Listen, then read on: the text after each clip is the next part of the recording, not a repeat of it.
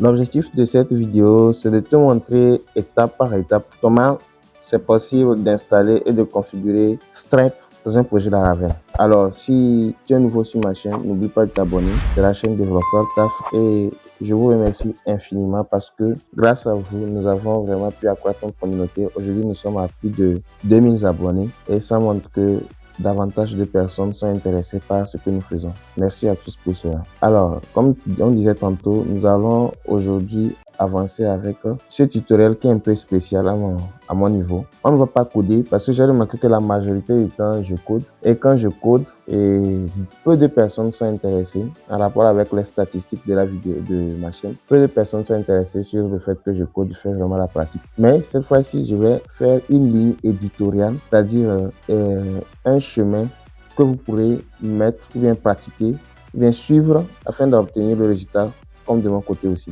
Donc, nous allons apprendre à intégrer Stripe dans un projet Laravel. Vous allez dire que en Afrique, Stripe n'est pas actif. Je ne suis pas contre. Mais il peut arriver que vous travaillez sur des projets d'extérieur où des gens ont fait toutes les formalités, ils ont fait les souscriptions nécessaires et ils vous ont donné accès à leur compte pour faire le travail. Donc, s'il arrive que c'est le cas, et la chose qu'il vous faut faire, c'est de quoi? C'est d'être déjà prêt à l'avance, de savoir comment ça marche afin d'obtenir le résultat une fois que vous aurez le projet. Donc, la première chose à faire, ce qu'il faut savoir, c'est que nous allons installer et configurer un paquet qui s'appelle Laravel Cache. Peut-être qu'en français, c'est comme ça se lit, mais en anglais, je ne sais pas trop comment ça va se lire. Mais c'est un peu ça, Laravel Cache. Donc, nous allons aller sur Internet. Donc, nous allons taper dans la barre de recherche Laravel Cache, comme ça. Et on lance. Une fois qu'on va lancer, on va s'y rendre sur la documentation et je pense qu'on va tomber directement sur la page de la documentation avec la version la plus récente. Alors, je fais la version, bien la vidéo actuellement, c'est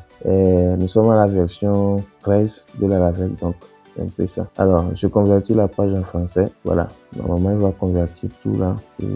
Un instant. Voilà, donc Laravel Cache Stripe, vous voyez déjà le nom ici, offre une interface fluide et intuitive pour les services de facturation d'abonnement Stripe. Donc, il prend en charge la quasi-totalité du code répétitif que vous redoutez d'écrire. Outre la gestion de base des abonnements, Cache gère les coupons, les échanges d'abonnements, les quantités d'abonnements, les détails de rétraction et génère même les factures PDF. Alors, il faut savoir que avec ce que moi j'ai à faire comme travail avec Laravel Cache, c'est qu'il offre une grande flexibilité. En fait, tout ce qui va vous venir à la tête de faire avec Stripe, Laravel Cache le gère déjà.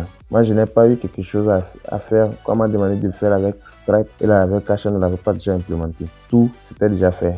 Donc, c'est anticipé. Sachez que c'est vraiment un paquet très utilisé. Par exemple, si vous allez sur la documentation officielle de la page d'accueil, vous allez vous rendre compte que tout juste en dessous là, à la dernière page, c'est-à-dire dans le footer, vous allez vous rendre compte qu'il y a ici Cache. Nous allons le voir tout de suite dans les packages. Okay. Voilà, donc il est ici. C'est lui le premier package parmi les grands packages de la Laravel. Donc, ça veut dire que s'il a occupé cette place, ça veut dire que c'est important. Donc, ne pensez pas que cela n'est pas important. C'est très important. Laissez-moi vous le dire ainsi. Alors, ce qu'on va faire, c'est que maintenant que nous avons Cache installé sur notre PC, si nous n'avons pas encore installé, on lance la commande composer récupère avec Cache. Après, on lance cette commande pour publier, c'est-à-dire pour récupérer tout ce que le package va apporter comme mise à jour dans le projet et surtout la migration. Donc, on va récupérer les migrations dans le fichier, dans le dossier database migrations et après on va lancer PHP Artisan Migrate. Cette commande va permettre d'exécuter des migrations qui ont été générées avec le package Laravel Cache. Donc, si je continue ma ligne éditoriale, après avoir lancé ces deux commandes, on va continuer avec la configuration du fichier .env. En ce qui concerne la configuration du fichier .env, ce qui va se passer là-bas, c'est que nous allons ajouter des clés qui seront générées depuis la page officielle de Stripe, c'est-à-dire le dashboard de Stripe. Et ces clés-là, nous allons venir les passer ici. Pour faire le travail au début, je vais vous recommander d'utiliser quelque chose de très important. Il s'agit des clés de test dans Stripe. Dans Stripe, dans votre dashboard, en haut à droite, non à gauche plutôt, vous allez trouver un bouton là-bas qui vous permet d'activer les tests sur votre plateforme, c'est-à-dire sur votre dashboard de Stripe. Une fois que c'est fait, vous allez venir fournir ici toutes ces informations dans votre fichier .env. Alors, si cette étape est bonne maintenant, nous allons ajouter un trait billable au modèle user. Donc, vous allez aller dans le modèle user et ajouter cette ligne-là. Il y avait déjà d'autres lignes, je ne sais pas trop, notifications, tout ça là. Donc, vous allez ajouter billable. Donc, s'il y avait déjà d'autres uses qui étaient faits dedans, vous allez mettre virgule, mettre billable, ça va passer aussi. Donc, ce que ça va ajouter la fonction subscription, la fonction invoice pour les facturations et tout ça là, payment méthode, les moyens de méthode de paiement et create a Stripe customer. On va voir ça aussi. Donc, ce qui va se passer, c'est que sachez que quand vous installez Cashia vous offre aussi la possibilité de faire des opérations sur la page de paiement de Stripe. Donc, quelqu'un clique sur un bouton et automatiquement, il est redirigé vers une page de Stripe où il peut faire l'abonnement.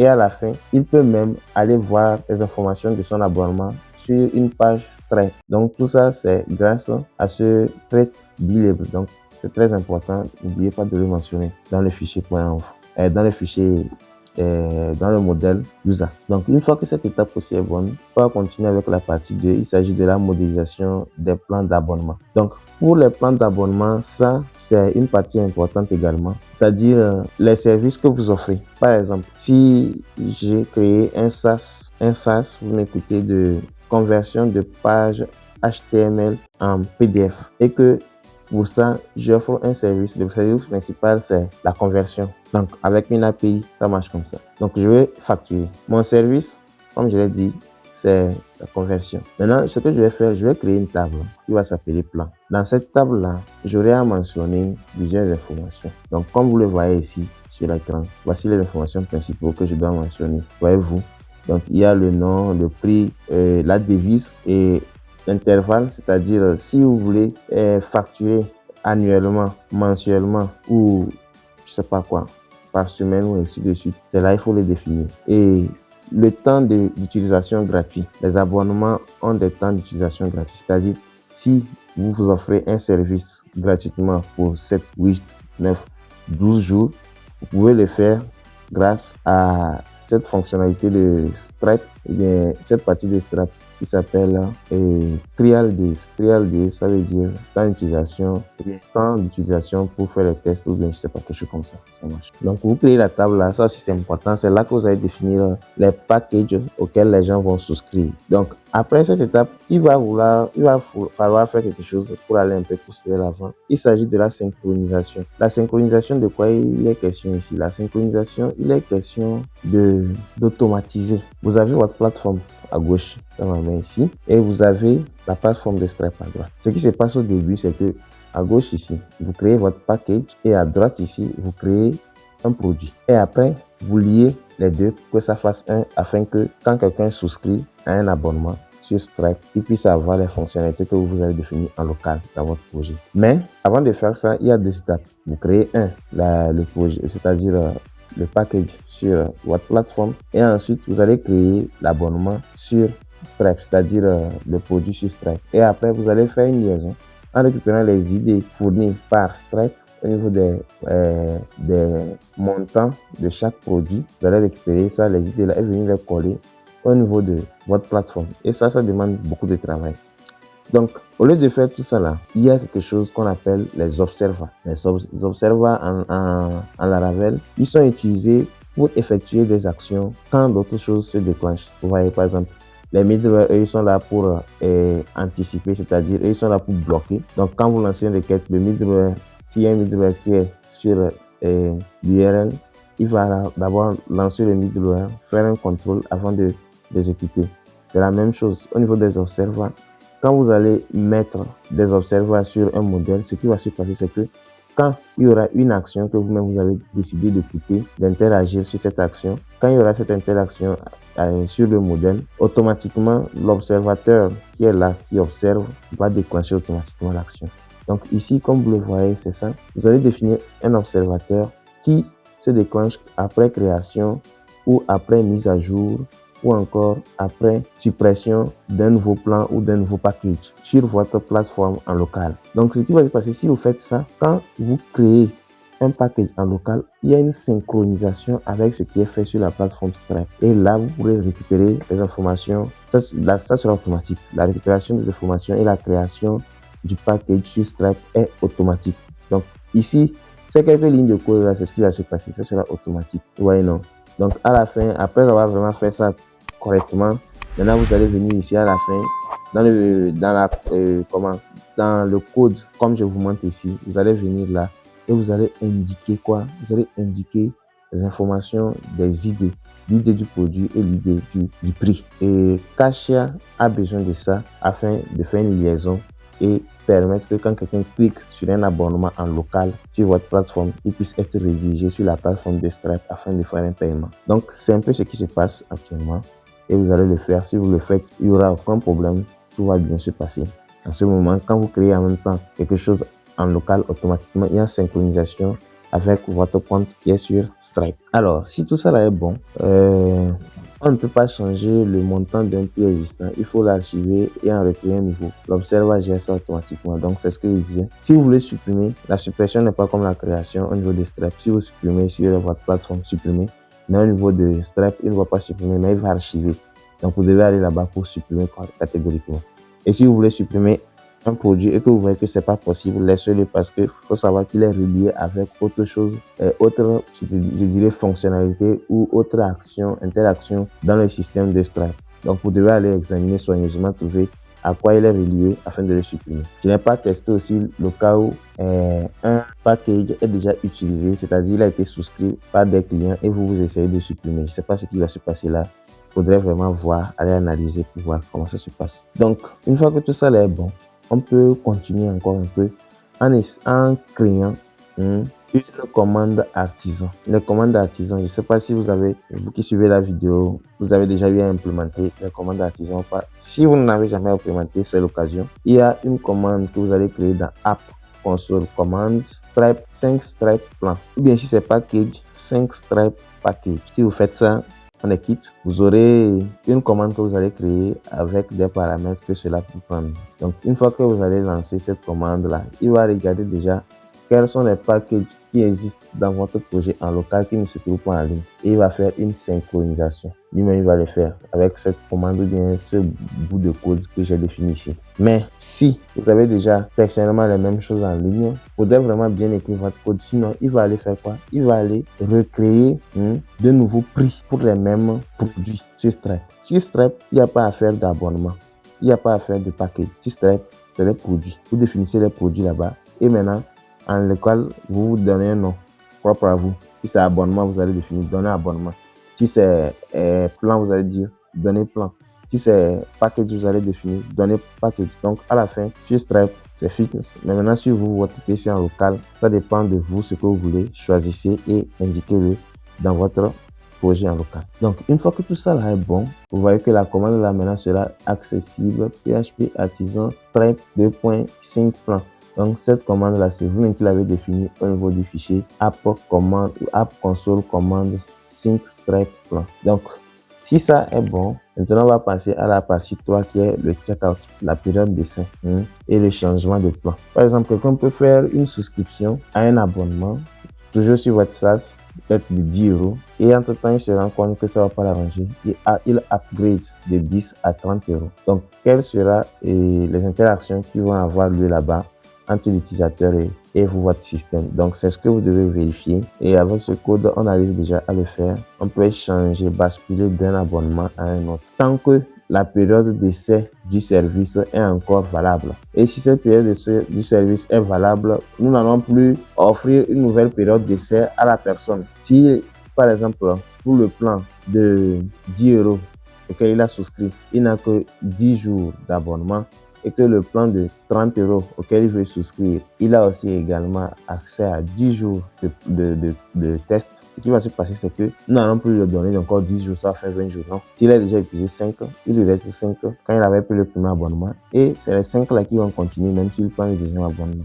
Donc, tous ces gymnastiques là, il faut vraiment prendre le temps de s'asseoir doucement et réfléchir à tout ça afin de le mettre proprement en place afin de l'utiliser. Donc ça, c'est ce qu'il y a dans le code précédent là-bas. Maintenant, ici, les points clés à expliquer, par exemple, une nouvelle souscription, c'est ce qui va se passer.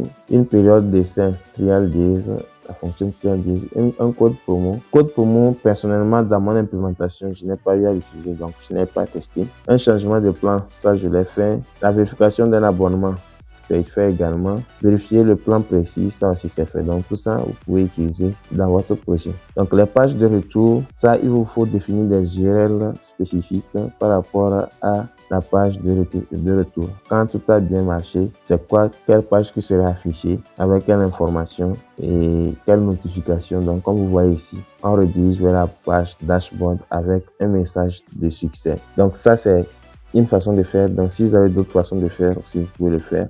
Si envoyer des mails, vous pouvez le faire tout juste avant d'afficher les pages. Vous allez activer quoi? Vous allez activer l'envoi des mails dans votre projet et vous allez mettre ça là-bas pour envoyer des mails à votre personne, c'est-à-dire au client qui a souscrit à l'abonnement. Donc, si c'est un succès, vous le faites. Si c'est un échec aussi, vous faites pareil. C'est la même chose. Donc, on va partir aussi à l'étape suivante. Il s'agit des webhooks dans Stripe. Le webhook, c'est un concept aussi très important qui est largement utilisé. Je vous donne un exemple. Quand, depuis notre plateforme Stripe, on fait un paiement et que ce paiement réussit, c'est une requête post qui est envoyée vers notre plateforme Laravel. De même, si c'est un échec, toujours une requête post et ainsi de suite. Donc, ce qu'il faut faire, c'est qu'il ne faut pas faire confiance à la personne, à l'utilisateur. La personne arrive sur Stripe, il ne paie pas, il revient. Vous allez dire, ah, oh, il est allé sur Stripe, donc il a payé. Non, c'est faux. Stripe a mis en place un système qui permet d'éviter cela, le fraude là. La personne veut payer. Il va sur Stripe, il annule son abonnement. En arrière, sans le savoir, il y a une action qui est déclenchée, qui te notifie toi à ta plateforme que c'est comme ça la personne est allée, mais il a annulé son abonnement. Et donc, si tel est le cas, est-ce que vous allez le fournir, c'est-à-dire incrémenter par rapport aux données au service qu'il va utiliser sur votre plateforme? Non, s'il a annulé, Stripe vous notifie et vous allez aussi le notifier que mon frère, tu as réussi Stripe pour faire le paiement, mais tu n'as pas fait, ça n'a pas marché. Donc pour pouvoir le faire, ça, il faut faire quoi? Il faut configurer une route en local, c'est-à-dire dans votre projet personnel. Vous allez intégrer Stripe. Vous allez configurer cette route-là qu'on voit ici, la route qui mène vers le webhook. Donc une fois que vous allez le faire, vous allez indiquer le lien vers un contrôleur. Et qu'est-ce que le contrôleur va faire? Le contrôleur serait chargé d'écouter. Lui, son objectif, c'est d'écouter tout ce qui vient. Et quand il écoute, il peut afficher des messages pour notifier que c'est ça là qui est venu. Ou bien, il peut aussi faire quoi? Il peut aussi mettre à jour la base de données. Quelqu'un qui fait un abonnement et que c'est un succès. Si c'est un succès, il faudrait lui dire que c'est un succès et implémenter les informations et ainsi de suite. Donc, ici, dans cette fonction-là, vous devez faire la majorité du travail. Si c'est un échec, vous devez faire. Si vous voulez générer une facture, vous pouvez le faire aussi. Bref, il y a beaucoup de choses que vous pouvez faire. Maintenant, pour pouvoir tester à la fin tout ce que vous avez configuré ici, vous devez vous connecter via votre plateforme Stripe avec le CLI de Stripe. Si vous ne en avez sur votre PC, c'est bon. Si vous n'en avez pas, téléchargez-le. Donc, si ça c'est bon, maintenant nous allons lancer cette commande. Ça, c'est pour les tests. Mais en général, dans votre plateforme Stripe, une fois connecté sur la plateforme Stripe, vous allez voir dans votre coin inférieur gauche un bouton là-bas qui est développeur, un texte qui est développeur. Vous allez cliquer sur le texte développeur là. Si vous cliquez sur le texte développeur, il va vous rediriger vers une page, c'est-à-dire un grand modal qui s'affiche du bas comme ça. Et vous allez choisir webhook. Vous allez trouver webhook dans la liste. Vous allez cliquer dessus et si vous cliquez normalement, vous pouvez créer un webhook en spécifiant le lien vers votre plateforme. C'est-à-dire tout ce chemin, vous allez spécifier ce chemin. Et c'est grâce à ça que Stripe pourra notifier à votre plateforme qu'il y a eu transaction, c'est un succès, c'est un échec, ainsi de suite. Donc, faites-le. Si vous le faites, vous allez aussi gagner beaucoup. Je ne pense pas que vous pouvez faire une intégration de moyens de paiement de Stripe sans intégrer ceci. À moins que vous avez passé par autre moyen. Parce que sachez que ce n'est pas le seul moyen par lequel on peut intégrer un moyen de paiement sur Stripe. On peut intégrer un bouton venant de Stripe directement sur notre page. On peut intégrer une page un lien URL qui redirige l'utilisateur sur la plateforme où il fait le paiement. Et quand il finit le paiement, c'est fini. C'est-à-dire, on ne gère pas les packages dans le local pour offrir des services et tout ça. Il n'a qu'à faire l'abonnement. S'il fait l'abonnement, peut-être qu'il a accès pendant le mois à un service. c'est-à-dire il peut utiliser le même service pendant des milliards de fois, il n'y a pas de souci. Donc à la fin, ça dépend beaucoup plus de ce que vous-même voulez intégrer, ce que vous voulez faire avec cette plateforme ou bien l'API de Stripe. Donc maintenant, la facturation. En ce qui concerne la facturation, au début, c'est simple dans le sens où Laravel Cache gère ça. Mais laissez-moi vous dire que facilement, ça peut devenir un peu complexe parce que je ne pense pas que ce que Laravel Cache vous génère avec Stripe, ce que vous avez configuré sur Stripe, avec ce qui vous génère, vous serez satisfait. Peut-être qu'il y aura des choses que vous voulez mettre à jour. Et pour cela, vous devez améliorer la qualité et peut-être du package qui est généré. Donc, pour cela, il vous faudra générer, c'est-à-dire exporter la page de invoice, c'est-à-dire la page de la facture vers votre dossier Resource View. Donc, avec cette commande-là, vous pouvez le faire. Il va générer ces vues-là là-bas pour que vous puissiez aller et modifier. Parce que peut-être si c'est la couleur que vous n'appréciez pas, ou bien un message qui s'affiche que vous n'appréciez pas, tout ça, vous pouvez aller là-bas et modifier comme bon vous semble. Donc, allez-y comme bon vous semble. Resource View, Vendor, Cache, Invoice.blade.php et là-bas, vous modifier la facture qui est générée. Donc, j'ai passé des étapes. Les étapes là, c'est par rapport à quoi déjà? C'est pour, c'est pour permettre aussi à l'utilisateur de gérer les informations de son compte Stripe, c'est-à-dire le client, son compte Stripe entre guillemets, son compte d'acheteur Stripe entre guillemets sur votre plateforme. Si vous ne voulez pas qu'il aille là-bas pour gérer tout, c'est-à-dire s'il a fait un abonnement, il va annuler l'abonnement, il doit aller chez Stripe avant d'annuler. Vous pouvez faire tout ça sur votre système en local, mais sachez que garder les informations d'un utilisateur, d'un client sur votre système en local est très dangereux parce que votre base de données peut être facilement corrompue et si les informations d'une personne en temps réel, c'est-à-dire les informations de son compte Stripe ont été piratées, si votre base de données a été piratée, ça devient très difficile. En Europe ou bien en pays occidental ou aux États-Unis, il y a des règles strictes que Stripe a dû respecter afin de conserver les données privées de ses utilisateurs. Donc, pour éviter tout ça, veuillez utiliser l'API de Stripe qui vous offre des accès aux informations de chaque utilisateur qui fait des abonnements chez vous. En ce moment, vous n'aurez pas à gérer tout ça dans votre base, mais ça serait récupéré complètement de la base de Stripe grâce à leur API et à Laravel Cache. C'est pourquoi je vous dis depuis le début que Laravel Cache est vraiment tout un monde très propre qui est venu, qui va nous aider à intégrer Stripe dans notre projet. Donc, j'ai vu ici, je vais vous mettre en description ce fichier sur Gist. Vous allez pouvoir aller et récupérer. Mais par hasard, par exemple ici, cet exemple qui est utilisé ici, je vous déconseille de l'utiliser parce qu'il expose votre clé, même si c'est de test très visible comme ça, et ce qui n'est pas prudent. Donc, veillez à la sécurité de votre compte en ne mettant pas ces informations. Une des raisons pour laquelle je n'ai rien présenté, c'est aussi pour la sécurité, pour éviter que quelque chose soit facilement traçable. Voilà. Donc, pour gérer les moyens de paiement, il y a des fonctions aussi. Bref, je vais simplement vous dire qu'il y a beaucoup de choses qu'on peut faire avec Stripe et la balle est dans votre camp. Si vraiment vous voulez s'en servir, allez-y à fond. Vous pourrez utiliser au maximum la puissance de Stripe pour travailler. Donc, en général, c'est ça les parties les plus importantes de Stripe et je suis vraiment heureux d'avoir eu à passer ce petit temps avec vous. Si vous aussi vous avez apprécié cette vidéo, ce format, n'oubliez pas de liker, de partager, de commenter et d'indiquer aussi dans les commentaires ce que vous aimeriez voir dans une prochaine vidéo. J'ai pas beaucoup d'idées et je lance des idées comme ça pour voir des vidéos de ce genre, pour voir si des gens sont intéressés par rapport à ce que je fais. Et c'est par rapport à votre intérêt que je pourrai faire davantage de vidéos. Merci.